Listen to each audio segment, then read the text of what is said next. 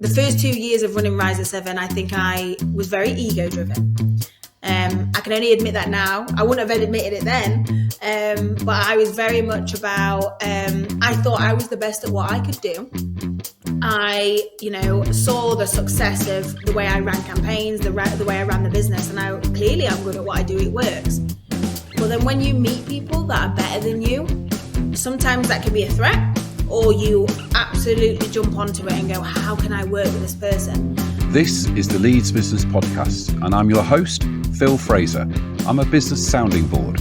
Think somewhere between a business coach and a business mentor. If you're a business owner feeling the pain and confusion of being lonely at the top, give me a call. I can help remove the stress and lack of clarity that you're feeling that comes with running your own business. In this week's episode, we speak to Carrie Rose, founder and CEO of search-first digital agency Rise at 7. Hear how Carrie went from launch to 7.2 million turnover in just 4 years, winning 80 awards in the first 2 years on the way. How she turned down Launch Sugar. The importance of brand and company culture. Why sticking to processes and systems works. The issues she encountered managing exponential growth, and how she copes with managing staff older than herself. There's also a great how-to in building your own personal brand. To make sure you never miss out on every episode of the Leeds Business Podcast, make sure you sign up for notifications at www.leedsbusinesspodcast.com. Everyone that signs up gets a free gift to help their business.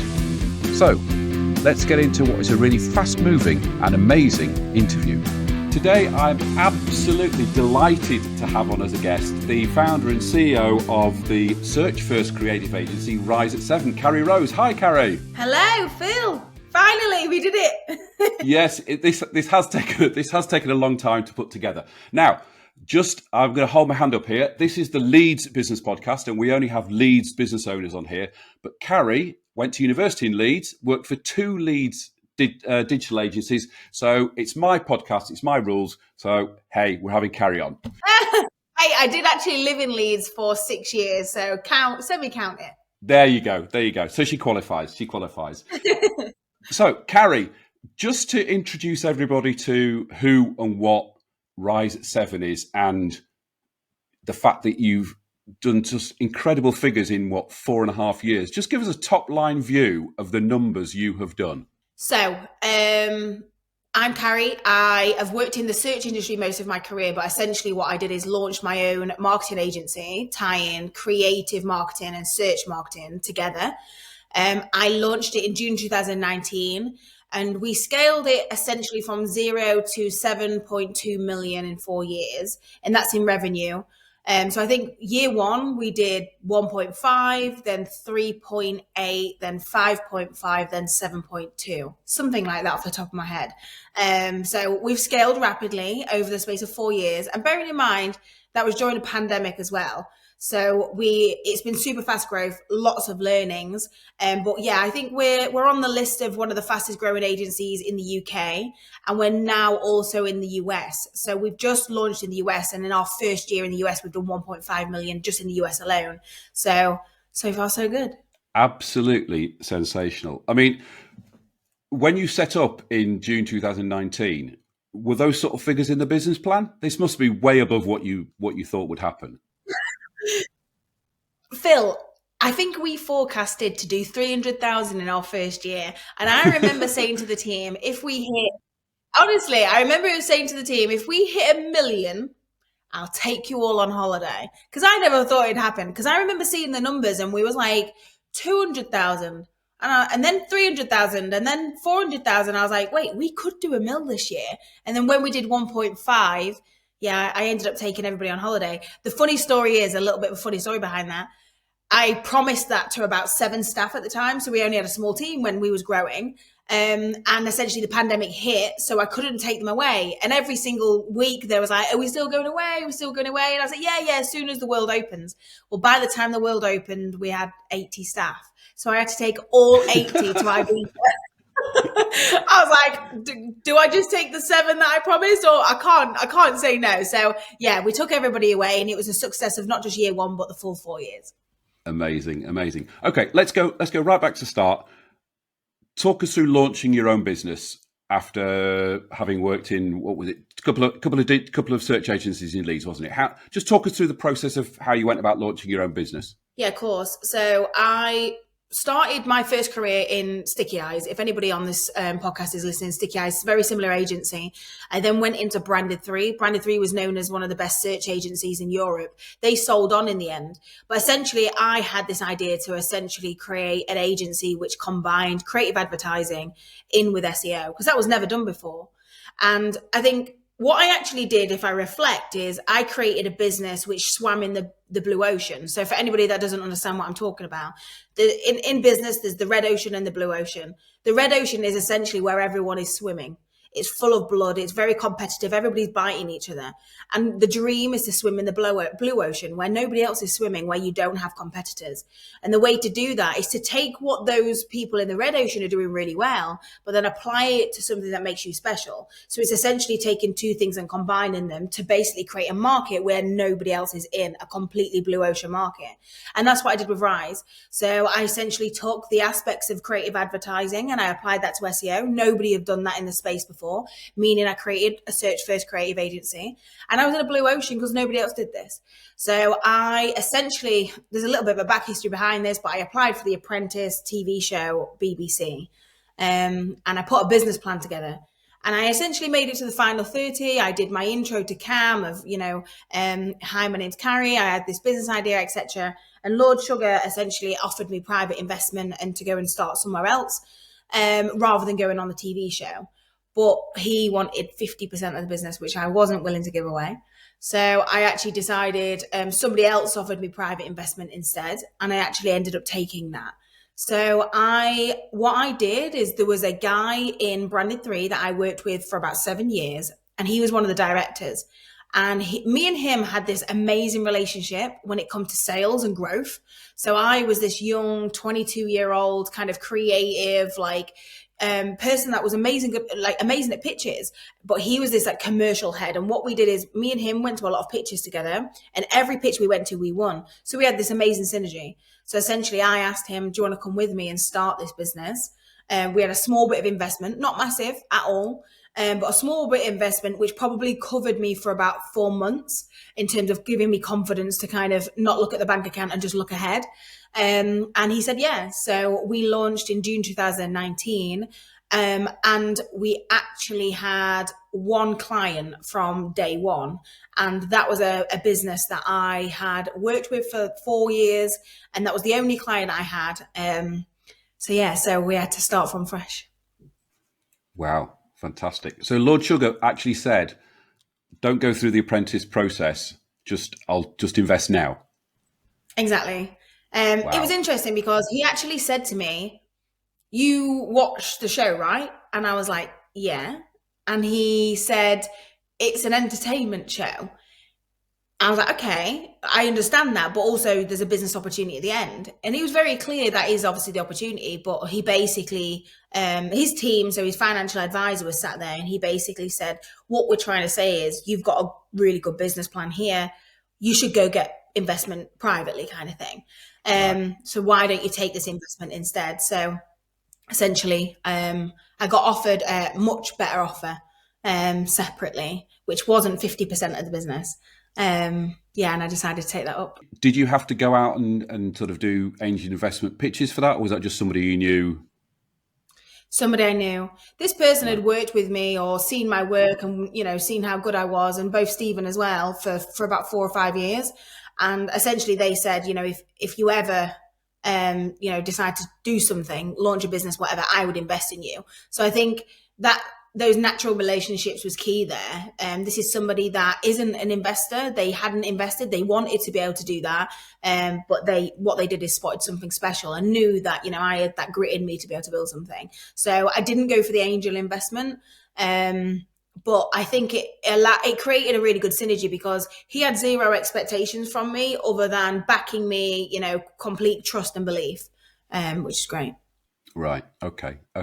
So you've set up this business, you've got a little bit of backing, you've got one client. What happened?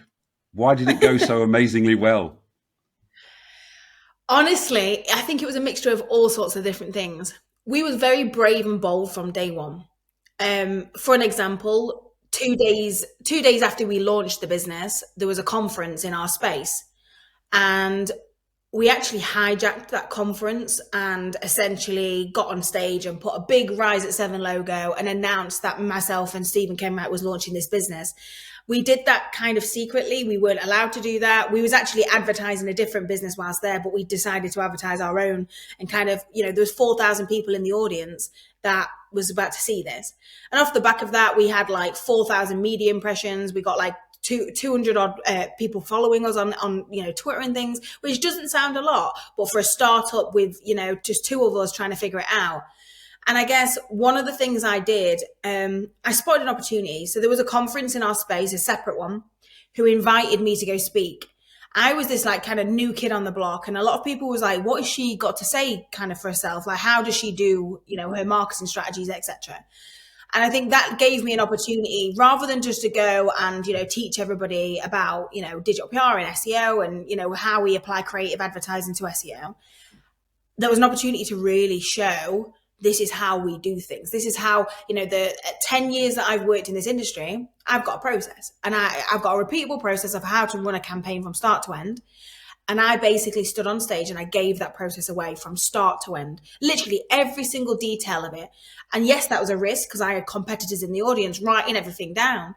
But the best part of it was, in the audience was some big brands. I knew there was going to be big brands in that audience. And one in particular was the head of SEO at Missguided. And he spotted my talk, was like, you clearly know what you're talking about. I'm doing a pitch process at the minute. We've already chosen an agency for global UK and US, but you seem a bit of a wild card. We'd love to invite you in on a Monday and pitch basically for this retainer. That wild card statement changed everything for me. And that, what I mean by that is, being the wild card, sometimes people see as a threat, but I saw that so much as a strength. So I essentially went into Missguided and we pitched for that work. And something I did, which you'll like, Phil, is I ended up taking some people that I used to work with as members of staff, fake members of staff. So they didn't work for me. But I basically was like, we need to look bigger. If we're going to Missguided, we need to look 2 times bigger than we are. So I took fake members of staff to this pitch for Missguided. But I was very honest, and I said, these people in the room don't work for me, but they're the best that I've ever worked with. If we win this account, I'm going to hire them tomorrow. And they loved it. I do think what I'm very good at is applying, I took that risk, but what I know, Missguided, a digital first brand, they're risk takers, they're scalers, they're young workforce. I knew they would probably identify with me. I would identify with them. So I think from a brand point of view, what I try to do from day one is apply myself to my customers. What do they look like as humans, and what sort of skill sets and risks would they take, and then, apply myself. So, I wouldn't go and pitch that to, HSBC Bank, because they'd throw me out the room. But I took a risk that day and applied, I'm a misguided girl. I think I can run your marketing, and here's some of the things I'm going to do to make sure I do it. And yeah, we won the account. Wow. And from that day, that story became quite famous. We actually got featured in Prolific North, this young agency with a couple of staff, won this Missguided account. And from then, we got phone calls from Pretty Little Thing, Boohoo Group, Game, Xbox, PlayStation. Honestly, every Monday we won an account. It was crazy, Phil. Wow. I can't even explain how crazy it was. So fast. So we scaled from then. How do you go about managing, particularly in the early days, how do you go about managing that incredibly quick growth, particularly in staff, and being able to just deliver the work? So process. I think I'm not a process girl, Phil. I'm not. I'm such a, chaotic mindset. I'll try new things every single day. But I do think one of the things I did really well is I spent 3 days straight writing down how everything process from start to end of how we run a PR campaign, how we run a social campaign, how to do an SEO audit, literally like a step-by-step guide. So much that when we hired a member of staff, so we also hired a member of staff every Monday, and we passed over this book and said, follow that. It's very much like, have you ever seen Wolf of Wall Street? There's that scene where he writes a script He's like, follow the script, don't go out the lines. That's pretty much what I did. I basically said, do that, don't go out the lines, just follow the rules and you'll be absolutely fine. And I was able to scale, junior people straight out of university to, within a year, running massive global campaigns for for brands like PlayStation and Xbox, because they was able to follow this process. So I do think process is the thing that was underrated, but I wrote everything down and kind of made it a bit of like a secret handbook, I guess. Right. Okay. And you were saying that sort of secret handbook was just based on trial and error that you and Stephen had gone through over the previous 10 or so years.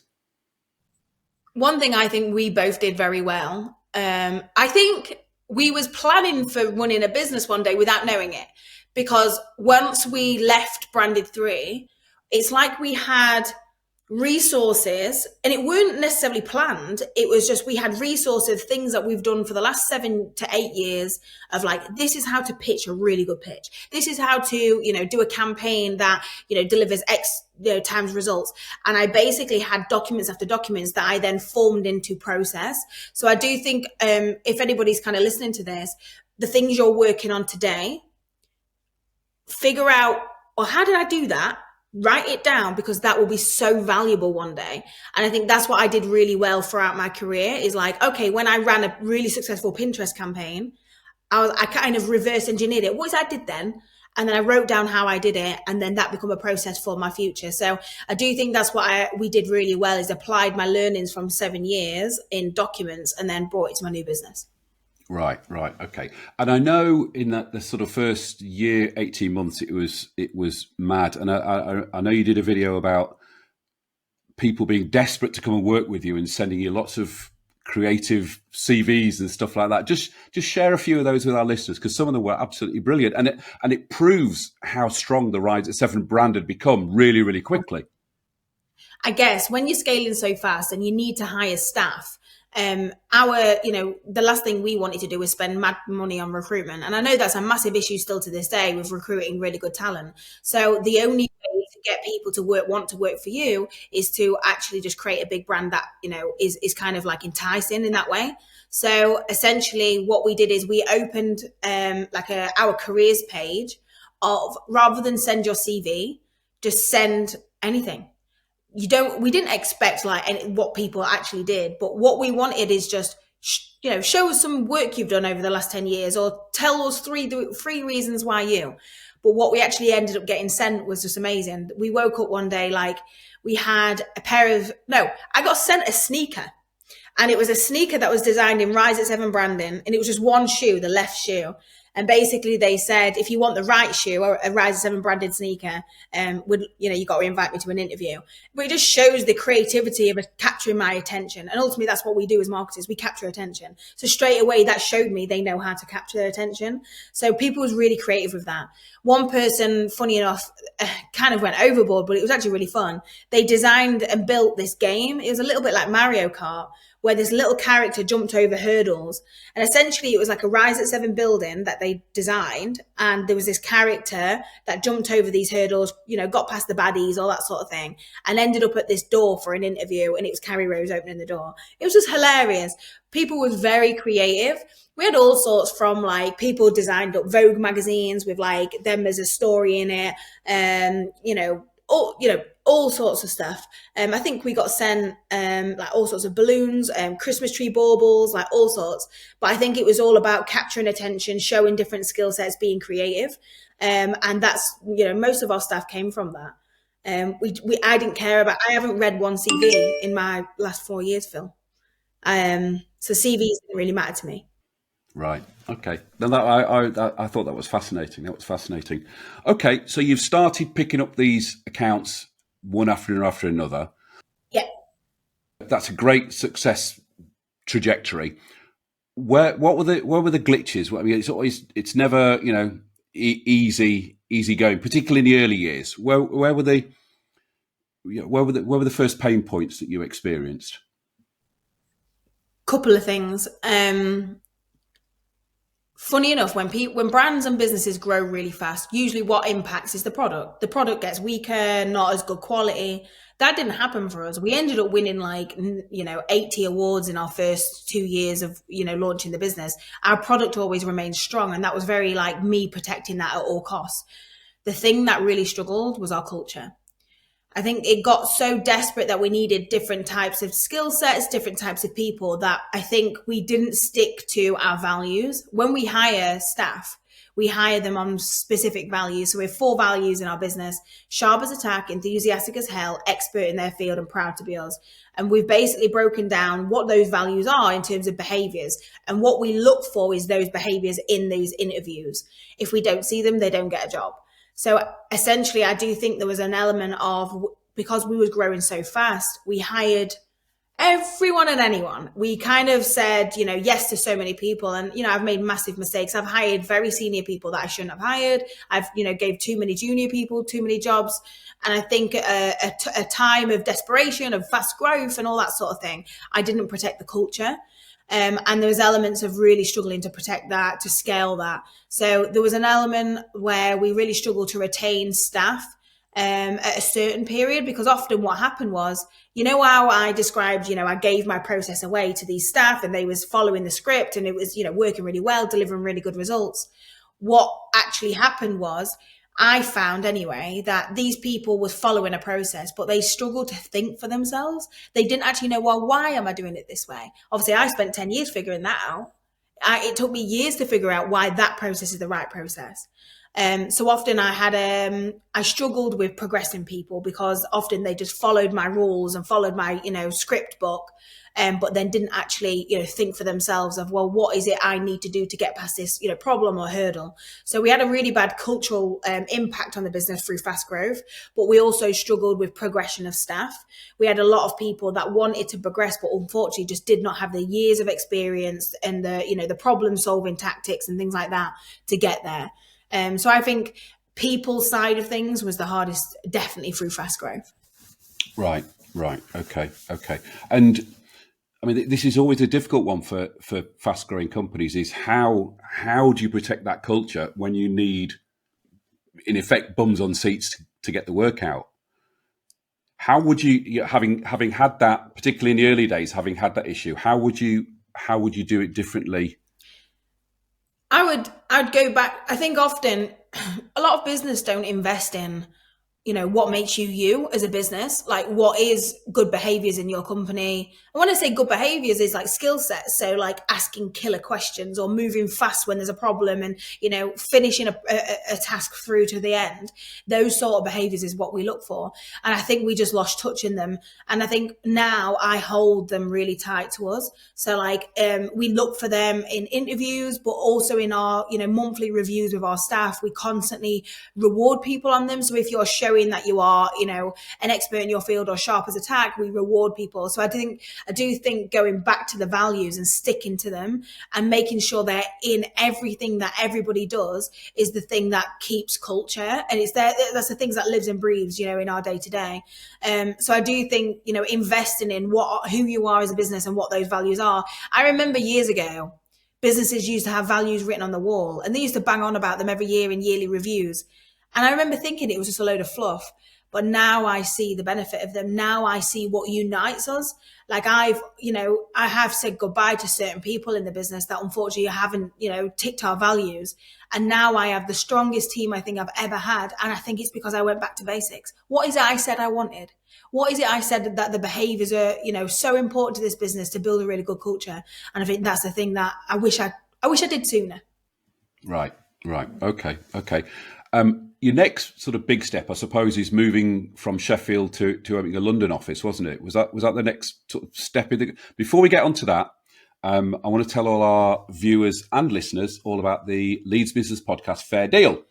The Leeds Business Podcast Fair Deal has 2 sides to it. My side of it, every week I bring you fantastic, inspirational and motivational, amazing business owners like Carrie, totally for free. Your side of the deal, listeners and viewers, has 2 parts to it. Number 1, I want you to post a review at Apple Podcasts on the app or at podchaser.com, or give us a thumbs up at Spotify. Or if you're watching on YouTube, give this episode a thumbs up and a review. Wave to everybody who's watching on YouTube, Carrie. There you go. Carrie's waving. The second part of your side of the fair deal is you need to recommend this podcast to one other people that you feel will get a benefit from it. So that's the Leeds Business Podcast Fair Deal. Fair deal for Carrie? Fair deal. Fair deal. Right. Okay. So we've had this fast growth. We're in Sheffield. We then go to the big city, London. Talk us through that, because that's obviously a completely different skill set to do that. Yeah, it really is. I think at first having an office in Sheffield. So by the way, the reason we started in Sheffield was because we couldn't open in Leeds. I had a contract that stated I weren't allowed to open office within 20-mile radius of Brandon 3. So we basically got a map and drew a circle and said, right, 20 mile outside of this, where can we go? And we chose Sheffield because it had 2 universities kicking out talent, and there was not really any good agencies there competing. So we saw that as a blue ocean. We could get talent cheap, rent and things like that. So, and it was the pandemic, like it didn't really matter where you were at that time. However, I think when we were scaling our brand, we needed a lot more brand presence in the big city in London. What we was winning a lot of financial clients in London, a lot of big fashion brands and beauty brands and things like that. And essentially we needed people on the ground there. Obviously, during the pandemic, people was kind of working from home and things like that. But I do think from a brand point of view, just being in London elevated us. It made us seem less local, I guess, as an agency, and really showed that we're serious about our growth. We did that within 6 months of launching the whole business. So within 6 months, we had a London office. And then 6 months after that, we had a Manchester office. Some people might call me crazy because why do you need 3 offices in UK? UK is a tiny, tiny island.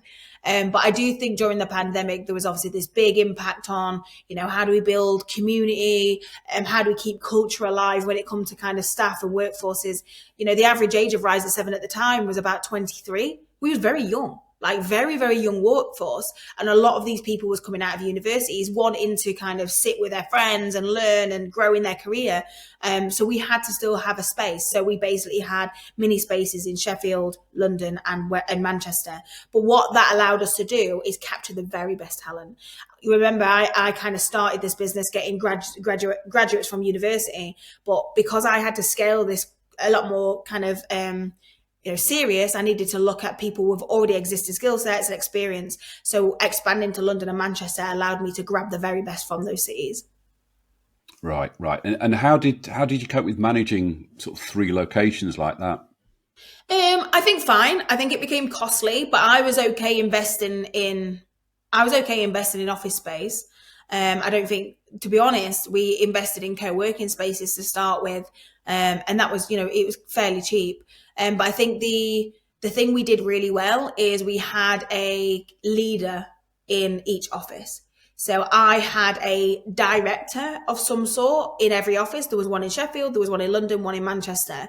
And they was responsible for, leading the vision, getting people excited, going on new business, and essentially setting what good looks like at Rise when it comes to client work as well as culture and staff. So I do think having that senior head in each location was the best thing to do. And now we've got a New York office and we've done the same there. So we now have a senior person over in New York. I do think that a lot of people, the hardest thing is replicating culture when you open a new office. So I think when you move people around, so a lot of our staff have moved. So, they started in Sheffield, they're now heading up London, or the London head up person that's now in New York. So we've allowed people to move around and, experience new cities and things like that. But it's good because they've taken what they know about Rise in each office and applied it to a new one. Fantastic. And obviously, if you're taking on sort of fairly senior staff to head up these offices, one assumes they're a lot older than you, they've got a lot more experience than you. How does that dynamic work? It's an interesting one. I will admit something, and I think a lot of people on this podcast will maybe identify, or even, if they're at the early stages of their business, they'll see it coming. The first 2 years of running Rise at 7, I think I was very ego driven. I can only admit that now. I wouldn't have admitted it then. But I was very much about, I thought I was the best at what I could do. I, saw the success of the way I ran campaigns, the way I ran the business, and I'm good at what I do. It works. But then when you meet people that are better than you, sometimes that can be a threat, or you absolutely jump onto it and go, how can I work with this person? And I think for a long time, I got, there was a little bit of threat sometimes when I met people. I was like, oh, they're better at me than that. But what I quite realized is, well, if I go and put myself in a position of, well, I'm great at this thing, leaving this 90% of stuff, well, who can I find that's better than me at all these different things? So I think there's a lot of self-reflection you have to do to basically go and hire people better than you. And you basically go, right, well, what is it I'm great at? I'm going to go do that, and write a list of everything that you're not great at and go and hire people better than you at doing those things. So like I have a full team with me now. Like I have an FD, I have a chief commercial officer. Like I have these like senior C-suite that are running the business for me now, and that's because I dropped the ego, realized what is it I'm great at, and then hired people way better at me than me at doing those things. So yeah, I think that's been a big success. Okay, and I think you said this before. One of the key people who did that was Stephen Kenwright, and the two of you worked together. Just talk us through how that relationship. I was going to say works, but I know it's worked past.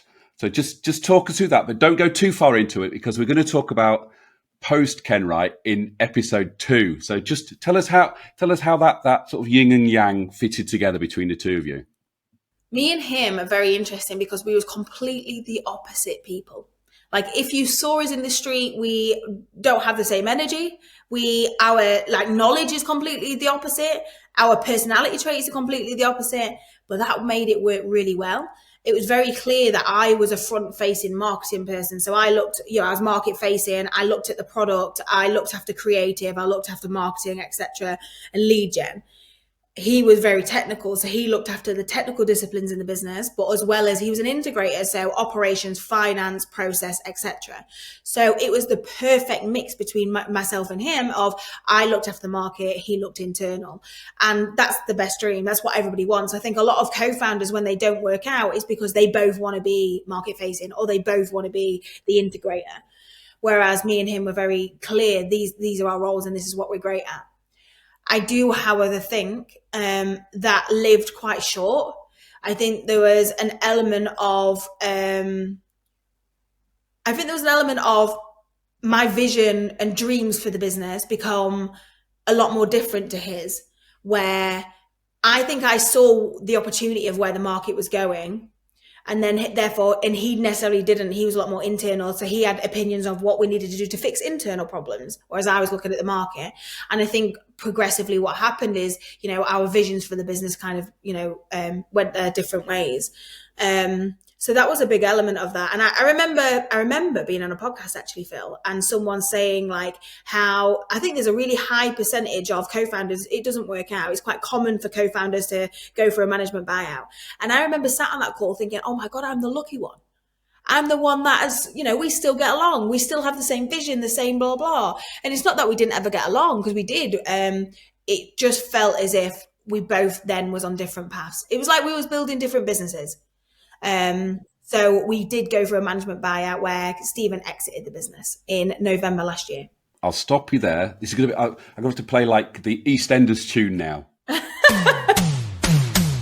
We'll hear about that in next week's episode. Every week we ask our guest to give us a how-to. Oh. So, Carrie, what are you going to teach us about today?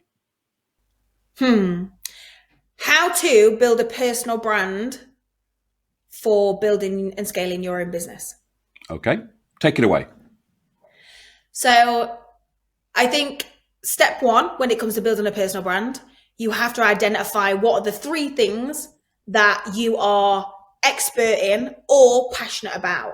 Because I think often people talk about anything and everything. They see trending topics on LinkedIn or Twitter and they jump on it thinking, oh, that's going to get me engagement, etc. That's not personal brand. Personal brand has to be personal to you. So what is it you have an expertise in and a personal interest in? And you need to hone down on those 3 things. And usually the way I structure it is the first one has to be wide market. How can you talk to, say, 5 people at once? Because this topic, one topic, is something that 5 5 people would be interested in. Then you go smaller. So the second topic would be a little bit more niche, and then the third topic really niche. So that's kind of like the step 1 in terms of how to start, what type of content to be putting out there. Step 2, I'd be choosing platforms. So what platforms is your audience engaging on? You don't really want to be, speaking on the wrong platforms if people aren't there. That's not where your customers or your, listeners or anything like that would be on. So I actually use a tool called Glimpse. Glimpse, you can type in it's a free tool, by the way. You can type in certain keywords. So you can type in those 3 mentioned themes that I just talked about, and essentially it tells you what social platforms are people spend their most time engaging with that. So it may be LinkedIn or Twitter or TikTok, etc. Like if you have a look at my personal brand, I only really use LinkedIn and Twitter. Like my Instagram is full of holiday pictures at Bali and on the beach. You won't get, a personal brand and thought leadership on there, because I know that's not where my customers are. That's not where my audience is spending their time. And then thirdly, it's just about consistency. I think so many people invest in their personal brand and they just stop. And I think you've got to be consistently posting at least 3 times a week and thinking about different content formats, but really sticking to the thing that makes you you. And that's why it's called personal brand, because it has to be all about you and your personality. Fantastic. And there's a brilliant, what's that take? That 2 minutes, a 2-minute guide onto how to build your personal brand. There'll be a link to Glimpse in the show notes if anybody wants to use that. Just on that point you've just said, one of the things you do spend a lot of time on social media doing is like telling people how to do stuff. Look, this is like you talked about that presentation before. This is how we did it. Look, have a look under the bonnet. Yeah. Why'd you do that? Education is the best sales strategy.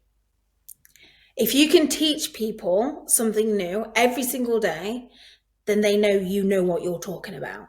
And often people go and try it. They take your education, your guide, whatever it is you put on LinkedIn. And there is sometimes 20% of people that can't do it. And they're like, do you know what? I'd rather pay you to do that because you're better than me at that. And that's what I'm targeting, is that 20 to 10% really. And I think that helps me scale my brand really easy in terms of Rise at 7. I'm getting right fit clients, but it makes sales really easy. Typical sales in agency are anywhere around 3 to 6 months. Like it takes a long time to convert a customer. My typical sales journey is around 6 weeks. And that's because people already know I'm an expert. I don't need to go through the sales pitch of showing I know what I'm talking about, because they've already seen it. So yeah, I think there's 2 elements of it: is attracting clients, people know I know what I'm talking about, but also making things a lot faster to converting customers. So yeah, I truly believe education is the best sales strategy in any market, whether you're B2B, B2C. I'm in a B2B space, but I always say that to my customers: educate, and you'll win. Fantastic. Great point. So we also always ask our guests to give us a shout out for another Leeds business. So Carrie, who are you going to give a shout out to? So I'm actually going to shout out to the amazing Mother Nutter. I was getting up on my phone because I wanted to make sure I get it right. So Mother Nutter is a peanut butter that is actually based out of Leeds. It's one of my friends who started it. I believe they've actually done a partnership with Selfridges. So I think they're actually, product is in Selfridges now. But it's a really kind of like homemade, amazing kind of product from this guy called Thierry. So he was my head of data at Rise at 7, and he went and started this up, inspired by his own mum, which is why it's called Mother Nutter. So yeah, that's a shout out because it's a Leeds-based business and he's doing really well. Fantastic. Never heard of them. Again, there'll be links in the show notes to them. So thanks for that. So we're going to end it there. Me and Carrie are going to get changed and look like we're doing this again next week. And we're going to do part 2. Will appear next week, but we're going to go and record it now. So don't sit around for a week, but we'll see you in a week's time. Do you want me to go change my top? Thanks for listening to this episode. I hope you found it interesting, inspiring, and of use. To make sure you don't miss out on any future episodes, please subscribe to the show. Go on, do it now. Do it now before you go off and do something else. Thank you. Much appreciated. Oh, and don't forget our fair deal. See you next week.